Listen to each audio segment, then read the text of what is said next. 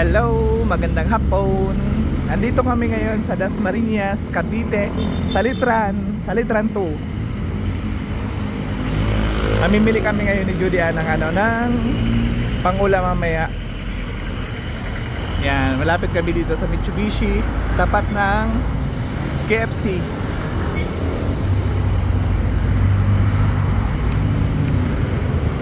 Wala lang magawa sa bahay kaya sabi namin punta muna kami dito sa Salitran kasi bibili kami ng ulam. Pang-ulam mamayang gabi. Lakad-lakad lang kasi malapit lang naman.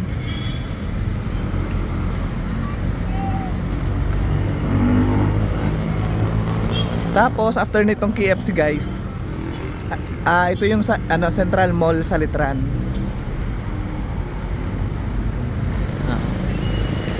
Ito yung pinakamalapit lang na mall dito sa amin.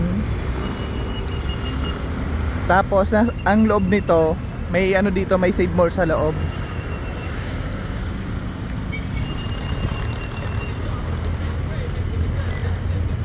Medyo anong oras na ba ngayon? Alas 6 ng hapon.